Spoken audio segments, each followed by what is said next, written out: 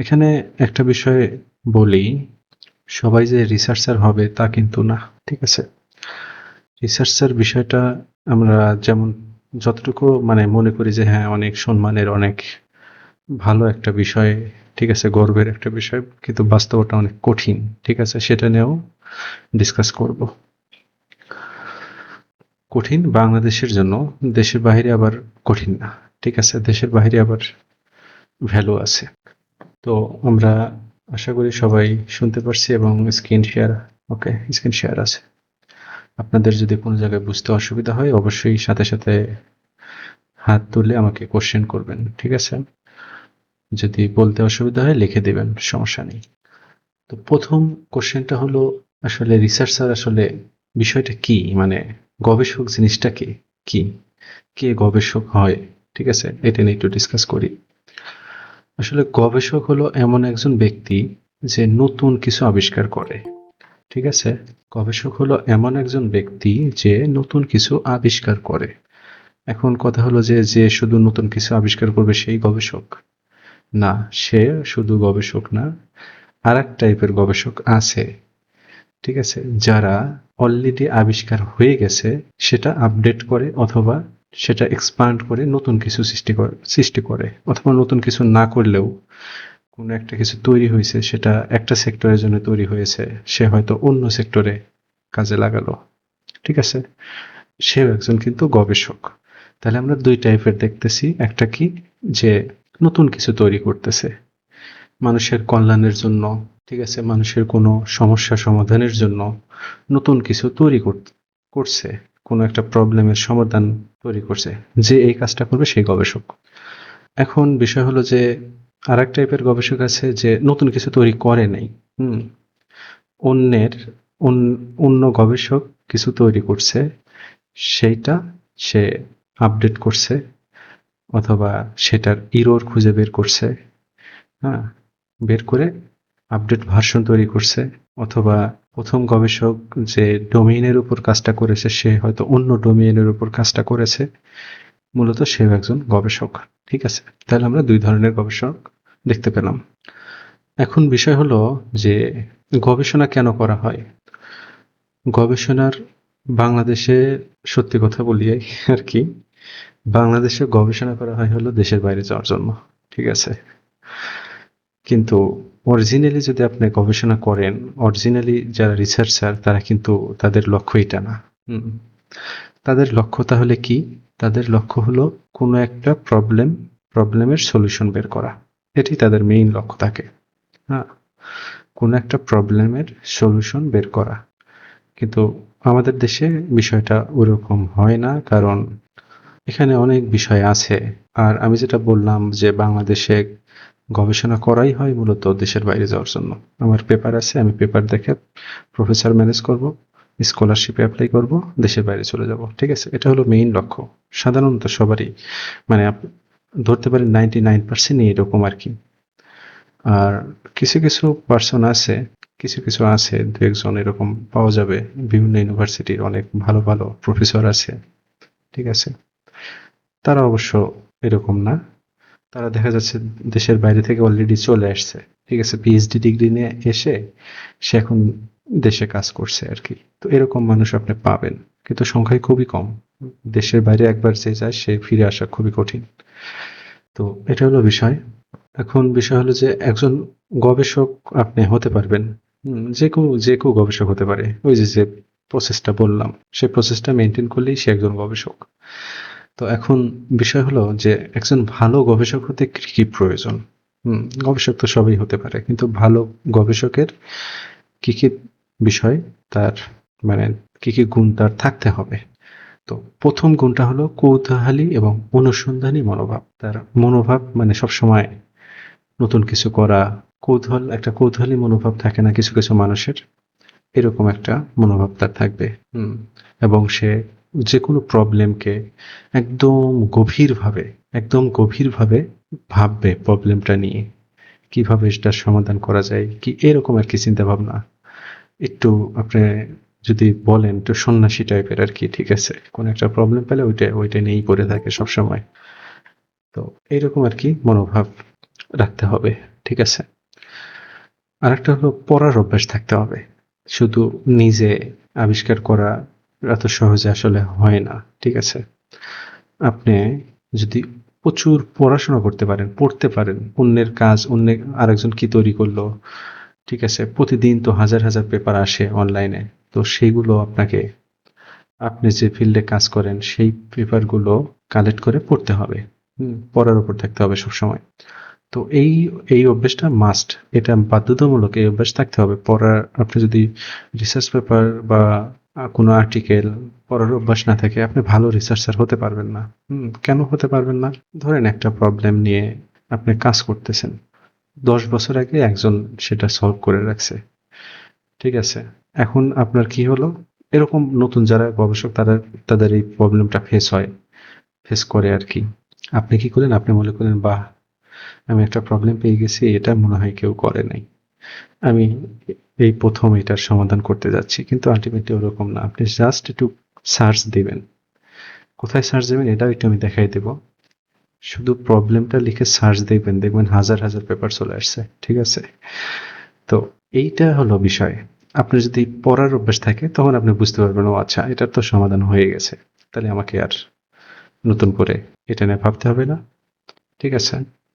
এটা আরকি বিষয়। আরেকটা হলো সমালোচনামূলক চিন্তা থাকতে হবে। আপনি যখন পড়বেন, অন্যের কাজের লিমিটেশন খুঁজে বের করতে হবে।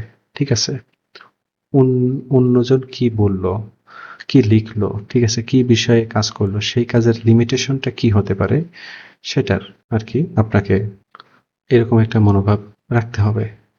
তো এখন বিষয় হলো, আমি একটু হোয়াইট বোর্ড ওপেন করি। তাহলে আমি কি বলতেছিলাম যে সমালোচনামূলক চিন্তাভাবনা। তো অন্যজন যে কাজটা করছে, ঠিক আছে? ধরেন যে এই একটা বাক্স তৈরি করছে সে। করতে যেয়ে সে তৈরি করছে কিন্তু এরকম একটা বাঁকা হয়েছে আরকি, ঠিক আছে? সবই ঠিক আছে। সে একটা বক্স তৈরি করছে। এই বক্সটা এখানে একটু বাঁকা। তো প্রবলেমটা সমাধান হয়ে গেছে। সমস্যা নাই। কিন্তু এই একপাশে একটু বাঁকা আছে। ঠিক আছে? তো এইটার আপনার সমালোচনা করতে হবে। সমালোচনা করা পারতে হবে। কেন এটা বাঁকা হলো? এটা সোজা হলে কি হতো? কি, কি সুবিধা পাওয়া যেত? এরকম একটা চিন্তা ভাবনা আপনার নিয়ে আসতে হবে। এখন এটা তো একদিনে সম্ভব না। হুম?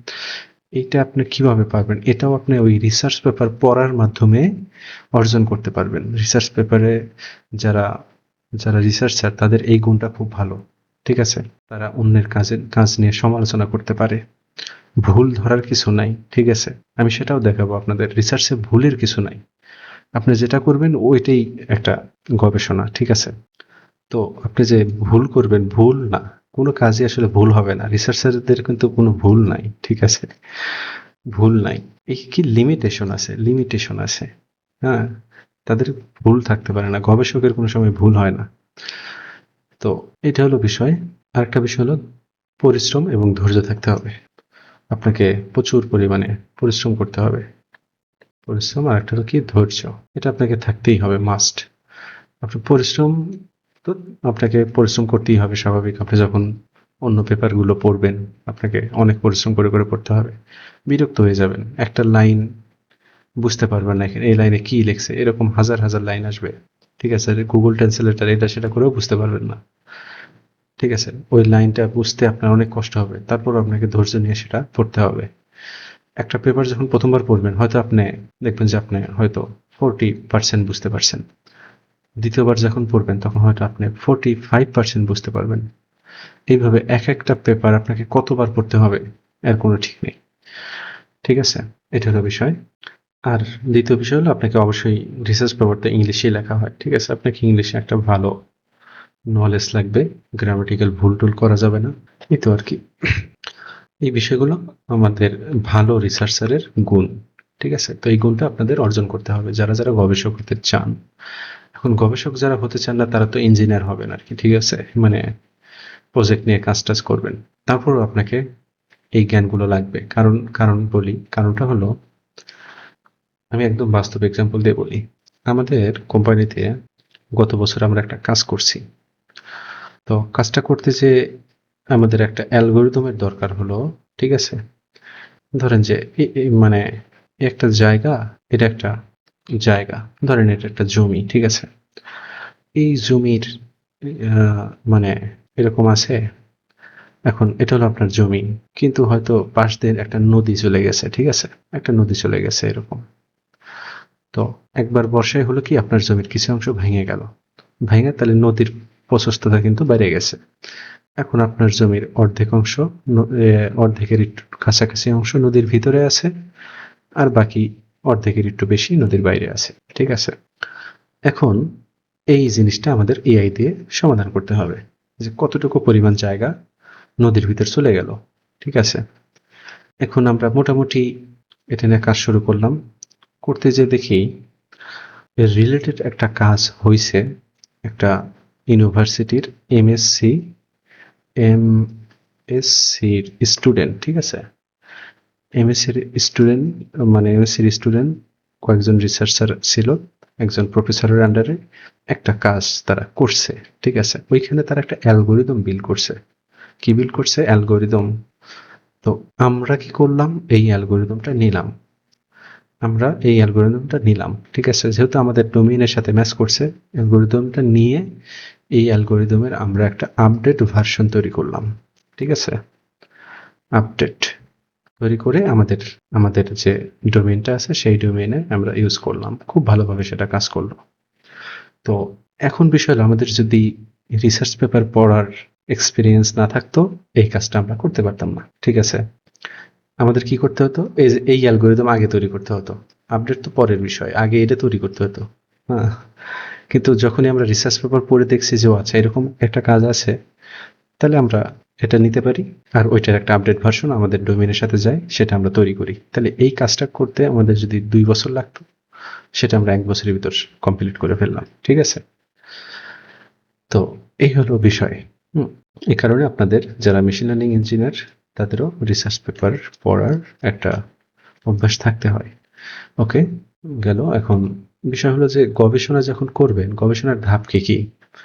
প্রথম ধাপটা হলো আপনি যে প্রথম কাজটা করবেন, ঠিক আছে? 1 নম্বর কাজ হলো আপনার বিষয় নির্বাচন করবেন, বিষয় বা টাইটেল। তো কোন টাইটেলের উপর বা কোন, অথবা আপনার কোন ডোমেইন বলতে পারেন, কোন ডোমেইনে কাজ করতে চান সেটা আপনাকে আগে স্পেসিফাই করতে হবে। প্রথম ব্যাচে আমি 2টা নিয়ে কাজ করতেছি। একটা হলো ওই যে প্রথম ব্যাচের যারা স্টুডেন্ট আছে এখানে অলরেডি কাজ শুরু হয়ে গেছে। একটা হলো আমাদের ওই যে হাউস প্রাইস প্রিডিকশন, এটার রিসার্চ পেপারও হবে, প্রজেক্টও হবে। আর একটা হলো আমাদের হার্ট হার্ট ডিজিজ ডিটেকশন, ঠিক আছে? হার্ট ডিজিজ ডিটেকশনের একটা, আর একটা হলো হাউস প্রাইস প্রিডিকশন। এটা আমি সিলেক্ট করছি, ওরা তো মানে যারা আছে তারা তো কোর্স করতেছে, তো এই কারণে আমি নিজে সিলেক্ট করছি। পরবর্তীতে আমার কাছে কোর্স করা হয়ে গেলে সবাই আশা করা যায় করতে পারবে নিজে নিজে। ওকে, তারপরে যে টাইটেলটা আমি সিলেক্ট করলাম সেটার আমাকে তথ্য সংগ্রহ করতে হবে। এইটার উপর কোনো রিসার্চ পেপার পাবলিশ আগে হয়েছে কিনা, রিসার্চ আগে পাবলিশ হয়েছে কিনা, অথবা এটার কোনো বুক আছে কিনা, বুক চ্যাপ্টার আছে কিনা, ঠিক আছে? এগুলো আমাকে খুঁজে বের করতে হবে, ঠিক আছে? অথবা এটা নিয়ে কোনো সাক্ষাৎকার আছে কিনা, ঠিক আছে? সেটা আপনাকে খুঁজে বের করতে হবে। খুঁজে বের করে কি রেখে দেবেন? না, এগুলো খুঁজে বের করার পরে আপনাকে এটা নিয়ে হিউজ পরিমাণে গবেষণা করতে হবে, পড়াশোনা করতে হবে।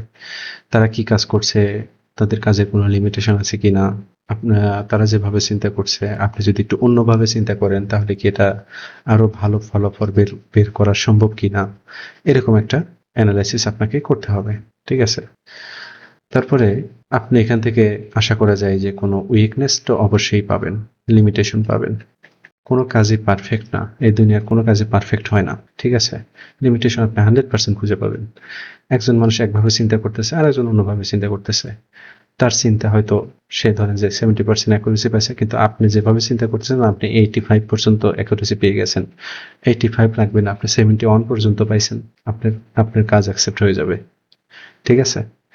তো এটা হলো বিষয়। তারপরে এই যে আপনার লিমিটেশন পাবেন, এই লিমিটেশন উপরে আপনার প্রজেক্ট করতে হবে, ঠিক আছে? 4 নম্বরে হলো প্রজেক্ট করে সেটার আপনার প্রতিবেদন তৈরি করতে হবে, মানে ফলাফল বিশ্লেষণ করতে হবে আর কি, রেজাল্ট অ্যানালাইসিস করতে হবে, ঠিক আছে? রেজাল্ট অ্যানালাইসিস করে তারপরে 5 নম্বরে যে ধাপটা আছে প্রতিবেদন তৈরি করতে হবে বা পেপার লিখতে হবে, পেপার রাইটিং, ফাইন। এটা ছাড়া আর কোনো কাজ নেই। ঠিক আছে, এটাই হলো আমাদের মানে গবেষক হওয়ার প্রসেস। তো এখন বিষয় হলো, কিছু বিষয় আছে, যেমন আমরা যদি কোনো রিসার্চ পেপার একটু দেখি, আমি একটু ইয়েগুলো স্টেপগুলো লিখে রাখি, তারপরে আমি দেখাচ্ছি। একটা রিসার্চ পেপারে কয়েকটা পার্ট থাকে। তার প্রথম নাম্বার হলো, এক নাম্বার হলো অ্যাবস্ট্রাক্ট, ঠিক আছে, অ্যাবস্ট্রাক্ট। তারপরে 2 নম্বরে হলো ইন্ট্রোডাকশন। তারপরে 3 নম্বরে হলো লিটারেচার রিভিউ। তারপরে 4 নম্বরে হলো এক্সপেরিমেন্টাল রেজাল্ট। তারপরে 5 নম্বরে হলো ইভালুয়েশন। তারপরে লাস্ট একদম, এটা একটু আমি একটু করে তুলি, 6 নম্বরে কি আসতেছে আমাদের কনক্লুশন অ্যান্ড ফিউচার অর্ক। এই 6টা বিষয় আপনার পেপারে বাধ্যতামূলকভাবে থাকতে হবে। ঠিক আছে, এই বিষয়গুলো না থাকলে আপনার পারফেক্ট পেপার হবে না। তো এটা হলো, আমি লিখলাম হলো আপনার একটু ইনোভেশন টাইপের পেপার। আপনি যদি রিভিউ পেপার লেখেন, রিভিউ পেপার লিখলে সেটা অন্যরকম। রিভিউ পেপার একদম পুরোটাই অন্যরা কি কাজ করছে সেগুলো নিয়ে কাজ, কথাবার্তা লেখা হয়। তারপরে আপনি জাস্ট আপনার চিন্তা বা তাদের কাজে কোনো ভুল থাকলে সেটা আপনি সাজেস্ট করেন আর কি। কিন্তু এটা এখানে তা হয় না, এটা আপনার একটু একটু ডিফারেন্ট। এখানে আপনার আপনার কিছু ইনোভেশন এখানে থাকবে। ঠিক আছে, তো আমি এই অ্যাপ্রোচটা সবসময় করে আসতেছি সেই 2019 সাল থেকে বা 1918 সাল থেকে আর কি, এটার সাথে আছি। আমি কি পর্যন্ত কোনোদিন রিভিউ পেপারে লিখি নাই। তো এটা হলো বিষয়। রিভিউ পেপারে ওইরকম কোনো ইয়ে থাকে না, তো মানে অন্যরা কি কাজ করছে এগুলো নিয়ে আলোচনা করা হয় বেশি, নিজের কোনো ওইরকম ইয়ে থাকে না আর কি। তো এটা হলো বিষয়। তাহলে এই পার্টগুলো আমাদের, এই 6টা পার্ট আমাদের থাকতে হবে, তাই না? তাহলে অ্যাবস্ট্রাক্ট জিনিসটা কি সেটা বলি। অ্যাবস্ট্রাক্ট হলো আপনার মূল উদ্দেশ্য। ঠিক আছে, অ্যাবস্ট্রাক্ট সবচেয়ে পরে লিখতে হয়, রিসার্চ পেপারে অ্যাবস্ট্রাক্ট সবচেয়ে পরে লিখতে হয়। অ্যাবস্ট্রাক্ট হলো আপনার কাজটা কোন উদ্দেশ্যে তৈরি করতেছেন সেটা নিয়ে আপনি বলবেন, এবং আপনার ফলাফল সম্পর্কে হালকা বলবেন। ঠিক আছে, 2-3 লাইন। ঠিক আছে, আপনি যদি IEEE ফরম্যাট ফলো করেন তাহলে অ্যাবস্ট্রাক্ট হবে 250 ওয়ার্ড, 250 ওয়ার্ডস এর ভিতরে 200 থেকে 250। ঠিক আছে, এটা একদম পারফেক্ট একটা প্যারাগ্রাফ সাইজ হবে। তো অ্যাবস্ট্রাক্ট তাহলে কি হলো, যে পুরো গবেষণার একটা সারমর্ম থাকবে। আপনার গবেষণা কি কি করলেন সেটা একটা সারমর্ম এখানে থাকবে। তাহলে যেটা সারমর্ম সেটা কি আগে লিখতে হয়, না এটা পরে লিখতে হয়? ঠিক আছে, একদম লাস্টে যে আমরা অ্যাবস্ট্রাক্ট লিখি। আর তারপর আছে ইন্ট্রোডাকশন। ইন্ট্রোডাকশন জিনিসটা হলো আপনার গবেষণার পটভূমি। ঠিক আছে, এখানে আপনার গবেষণা আসার আগে, মানে আপনি যে গবেষণা করছেন সেটা আসার আগে কি কি সমস্যা হচ্ছে সেটা নিয়ে ডিসক্রাইব করতে হবে। ঠিক আছে, এবং এইটা, এইখানে আপনাকে বলতে হবে কেন আপনার গবেষণাটা গুরুত্বপূর্ণ। এই 2টা বিষয় এখানে থাকবে। তাহলে কি কি থাকবে, যে সমস্যা নিয়ে ডিসক্রাইব করা থাকবে, আর হলো কেন আপনার গবেষণাটা গুরুত্বপূর্ণ। এই সমস্যার সমাধানে কেন আপনার গবেষণাটা গুরুত্বপূর্ণ সেটা থাকবে। তাহলে আমরা এটা ইন্ট্রোডাকশনটা দেখলাম। তারপর হচ্ছে লিটারেচার রিভিউ। এটা খুব ইম্পর্টেন্ট জিনিস, খুব। আপনি যদি কোনো রিসার্চ পেপারে কাজ করতে যান, এই কাজটা আগে করতে হবে আপনাকে, বাধ্যতামূলকভাবে এটা আগে করতে হবে। ঠিক আছে, লিটারেচার রিভিউ করতে হবে। লিটারেচার রিভিউটা কি? লিটারেচারটা আর কি রিসার্চ পেপার যেটা রিভিউ করতে হবে আপনাকে। ধরেন যে আপনি যে টাইটেল নিয়ে কাজ করতে যাচ্ছেন, যে টপিক বা যে ডোমেইনে কাজ করতে যাচ্ছেন, ওইখানে রিলেটেড 20টা বা 30টা পেপার আপনি ডাউনলোড দিবেন বা পেপার খুঁজবেন। ঠিক আছে, খুঁজে সেই পেপারগুলো আপনাকে পড়তে হবে, এবং সেই পেপারে যারা গবেষক আছে তারা কি কি কাজ করছে সেগুলো নিয়ে একটা ছোট্ট নোট, 6 থেকে 7 লাইনের নোট করতে হবে। ঠিক আছে, 5 লাইন হলে বেটার হয়। 5 লাইনের আপনার রিভিউ লিখতে হবে, যেখানে আপনি বলবেন যে তাদের কাজটা কেমন, তাদের কাজের কেমন অ্যাকুরেসি, যদি লিমিটেশন খুঁজে পান সেটাও আপনাকে ডিসক্রাইব করতে হবে। এইভাবে আপনাকে কমপক্ষে 15-20টা পেপারের আর কি রিভিউ করতে হবে, এবং এই কাজটা হলো সবচেয়ে আগে করতে হবে, কারণ এই কাজটা করার ফলে আপনি লিমিটেশন খুঁজে পাবেন, কাজের লিমিটেশন খুঁজে পাবেন, তখন ওইটা নিয়ে আপনি কাজ করতে পারবেন। ঠিক আছে, আমি যেটা বলছিলাম, কোনো কাজে পারফেক্ট হয় না। ধরেন আজকে আপনি, একটা বাস্তব এক্সাম্পল দিয়ে আমি বলি, বাস্তব এক্সাম্পল দিয়েই বলি, কম্পিউটারের কথাই বলি। আগে একটা কম্পিউটার কি ছিল, কত বড় ছিল, একটা ঘরের সমান ছিল, ঠিক আছে? একটা ঘরের সমান একটা কম্পিউটার ছিল আর কি, একটা রুম।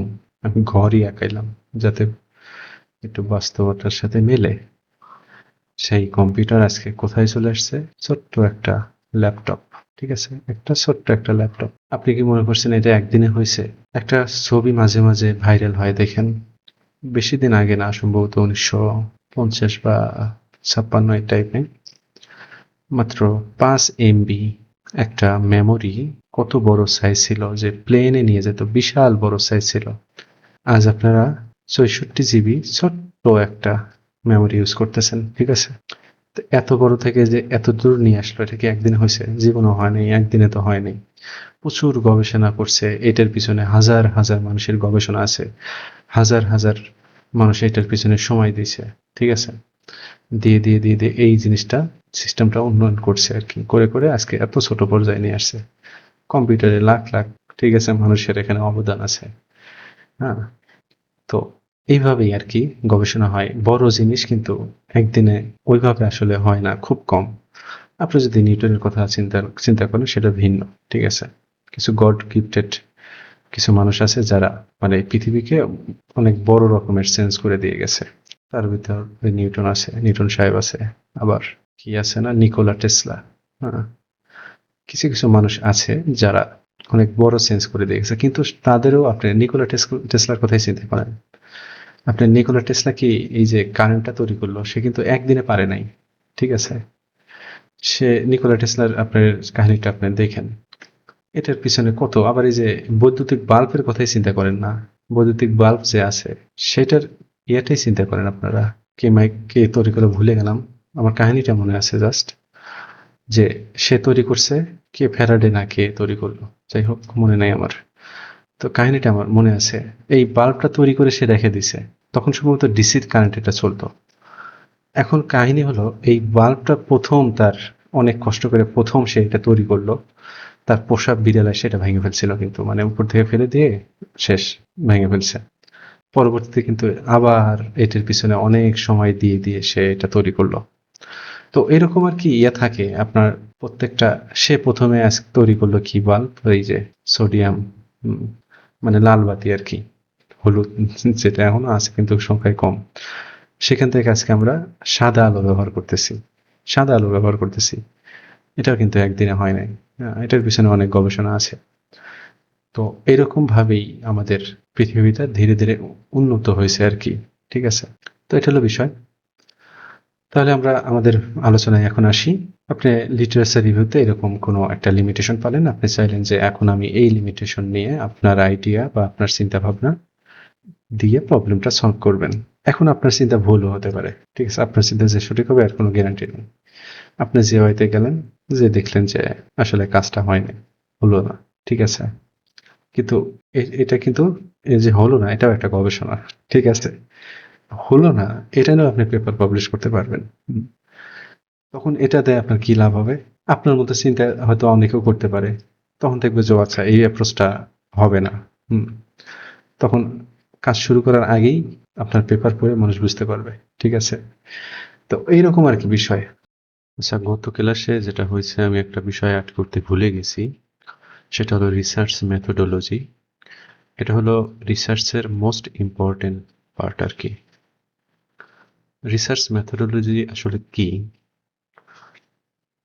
আপনি একটু চিন্তা করে দেখেন, আপনি যখন লিটারেচার পড়লেন, আপনি কিছু লিমিটেশন খুঁজে পাইলেন। এখন আপনি চিন্তা ভাবনা করলেন যে ঠিক আছে, এই লিমিটেশন পেলাম, অথবা লিমিটেশন যদি নাও পান, আপনি নতুন একটা ইনোভেশন টাইপ কাজ করতেছেন, যেটাই হোক, আপনি যে ওয়েতে চিন্তা করে প্রবলেমটা সমাধান করবেন, ওইটাই রিসার্চ মেথোডোলজি, ঠিক আছে?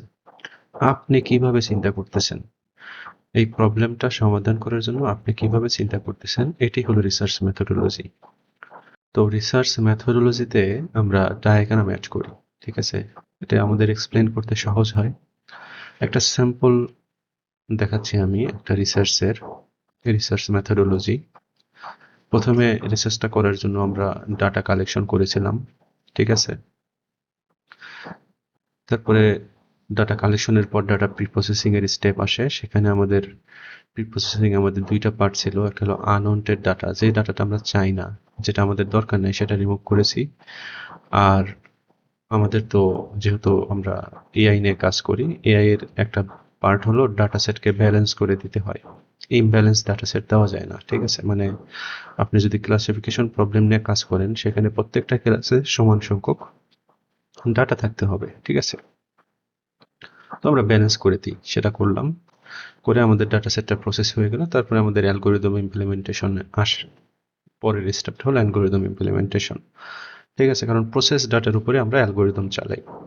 তো আমাদের বিভিন্ন অ্যালগরিদম আছে। ডিপ লার্নিং এর অ্যালগরিদম ছিল এটা, আমরা সম্ভবত সিএনএন ইউজ করেছিলাম। তো তারপরে আমরা ওই সিএনএন যে মডেলটা পেয়েছিলাম, ওটার সাথে আবার ওপেন সিভি ইন্টিগ্রেট করেছিলাম, ঠিক আছে। ওপেন সিভি ইন্টিগ্রেট করে আমাদের মডেলকে রিয়েল টাইমে আউটপুট দেওয়ার একটা ব্যবস্থা করেছিলাম।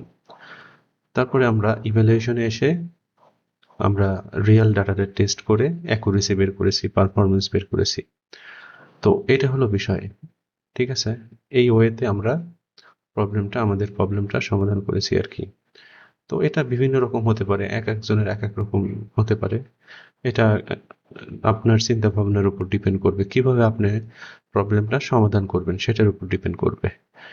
আর এক্সপেরিমেন্টাল রেজাল্টটা কোত্থেকে আসলো? এই যে আপনি যে আইডিয়া করলেন সেটার উপর তো আপনি প্রজেক্ট করবেন। রিসার্চ মানে কিন্তু সেটা প্রজেক্ট থাকবে, ঠিক আছে।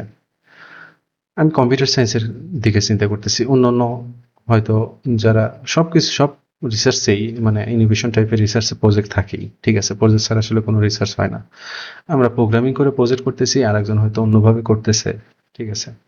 তো সেখান থেকে যে রেজাল্টগুলো পাবে সেইগুলো সম্পর্কে এখানে ডিসক্রাইব করতে হবে। এটা আমার কাছে সবচেয়ে সহজ পার্ট লাগে পুরো রিসার্চে।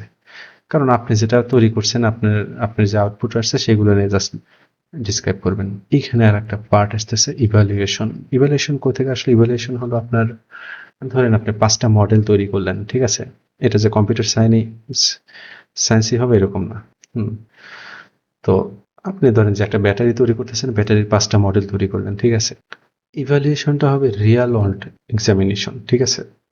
এক্সপেরিমেন্টাল রেজাল্টে আপনার ইয়ে থাকবে, একটা স্যাম্পল থাকবে, আর আপনার ডাটা মানে আপনার মডেলটা থাকবে। এই স্যাম্পল থেকে আপনি টেস্ট করবেন, ঠিক আছে। টেস্ট করবেন স্যাম্পল থেকে টেস্ট করবেন। এখন বিষয় হলো এই এক্সপেরিমেন্টাল রেজাল্টের বিষয়ে আপনার এখানে স্যাম্পল, অনেক সময় মডেল এটা জানে যে কি স্যাম্পল দিয়ে আমাকে টেস্ট করা হবে, ঠিক আছে। যার কারণে এখানে আপনি একটু ভালো পারফরমেন্স পাওয়া যায়। কিন্তু ইভ্যালুয়েশন কিন্তু এরকম না। ইভ্যালুয়েশন ও রিয়াল ওয়ার্ল্ড টেস্ট।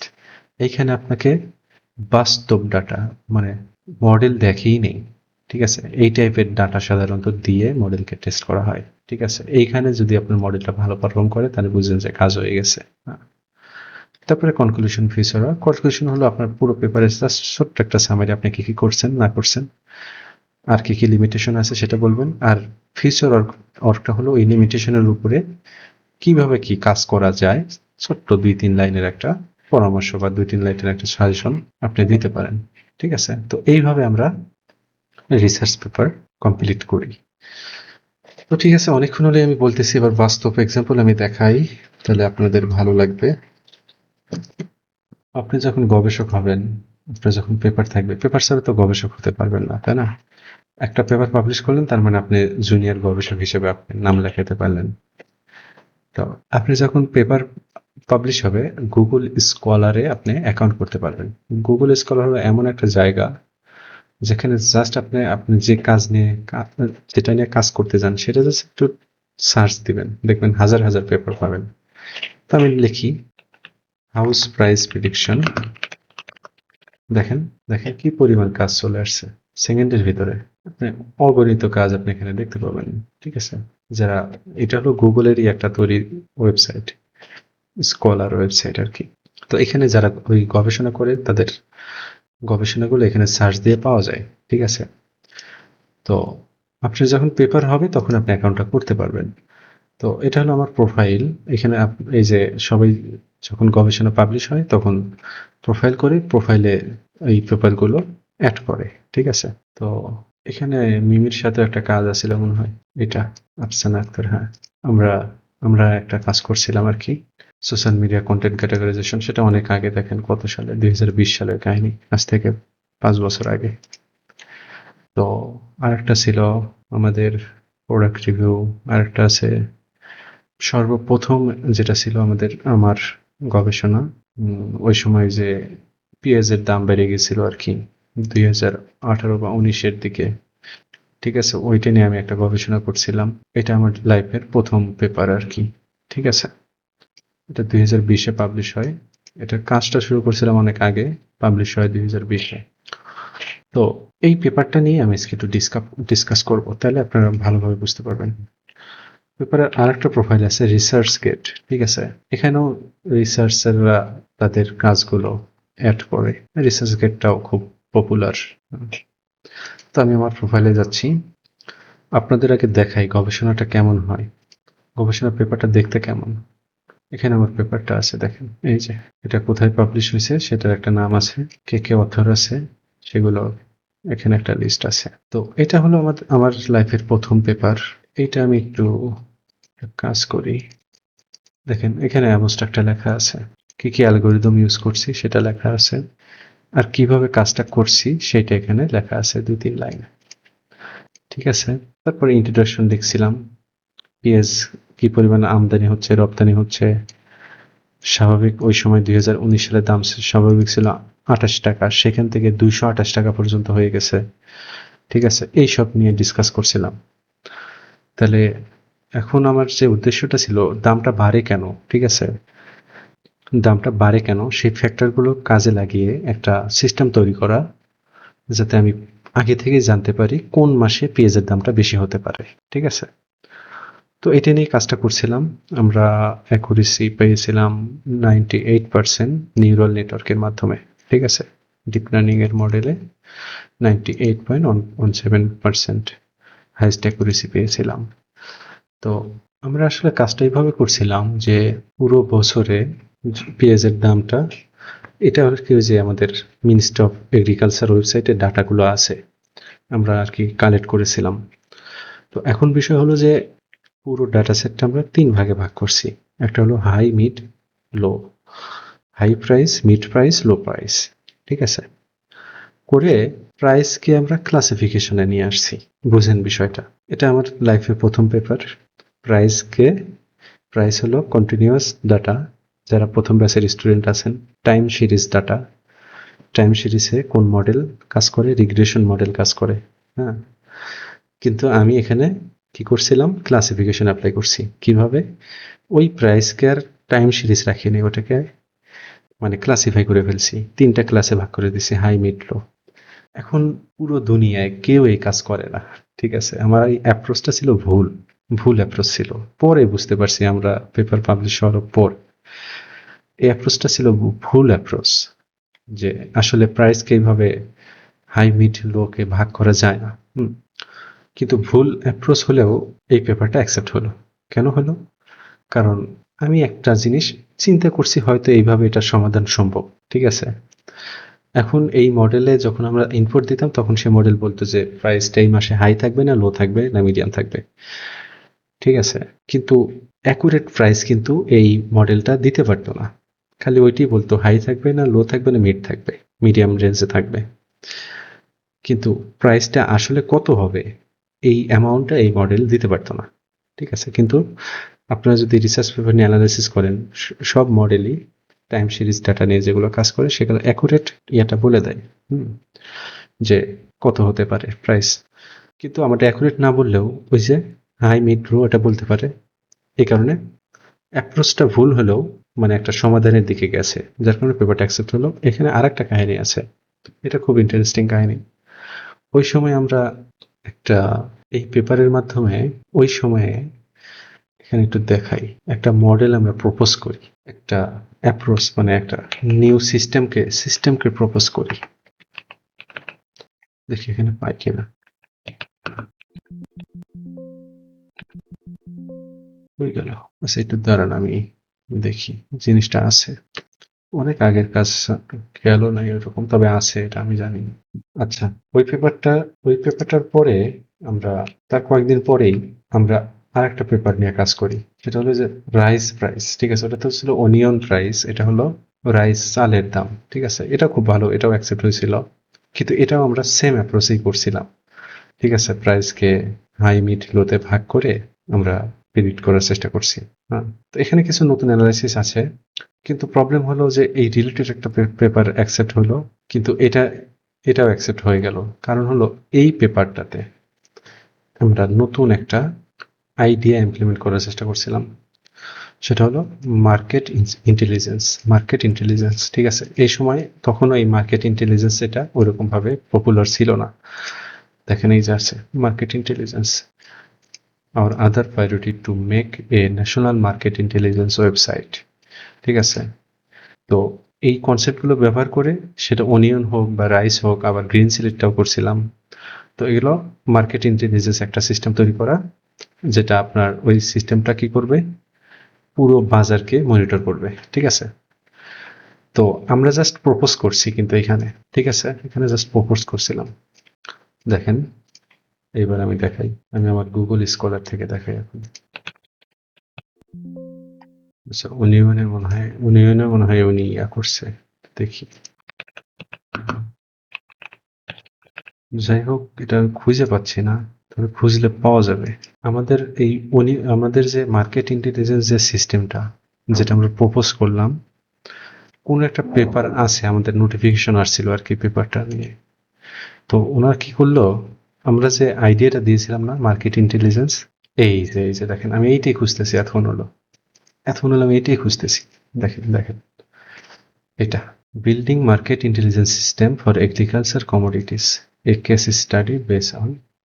এখানে আপনার ওই যে কি, এটা মশলা না, চীনা বাদাম না কি, এটা কি একটা মশলা আছে না, দেখেন এই মশলাটা, এই যে এলাচ।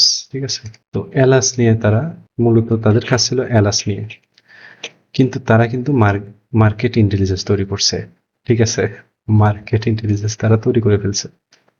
আর আমরা কিন্তু ওইখানে আইডিয়া দিয়েছিলাম। এই পেপারটা পাবলিশ হয় 2021-এ, আর আমাদের পেপার দুইটাই পাবলিশ হয় 2020-এ। ঠিক আছে, তো এটি আর কি বিষয়। এইভাবেই মানে গবেষণাগুলো আপডেট হয়। আমরা একটা আমরা একটা আইডিয়া দিছিলাম, সেটার আপডেট কাজ হয়েছে, হয়তো এটারও কেউ আপডেট কাজ করছে, এইভাবেই নতুন সিস্টেম আমাদের সামনে আসে। ঠিক আছে, তো এইভাবে আমরা গবেষণার দিকে, আশা করি আপনাদের টোটাল আইডিয়া হয়ে গেছে কিভাবে গবেষণা করতে হয়, কিভাবে কি করতে হয়, গবেষণা কি কি পার্ট থাকে, কিভাবে পেপার সার্চ দিয়ে বার করতে হয়, গুগল স্কলার কি, তারপরে আমাদের ইয়া কি, রিসার্চ গেট কি, এই তো এগুলোই। এই আইডিয়াগুলো আপনাদের থাকলে হয়ে যাবে। এখন কেউ যদি কিছু বলতে চান, 1 মিনিট সময় আছে, দ্রুত বলেন। হ্যাঁ, আসসালামু আলাইকুম ভাইয়া। ওয়ালাইকুম আসসালাম।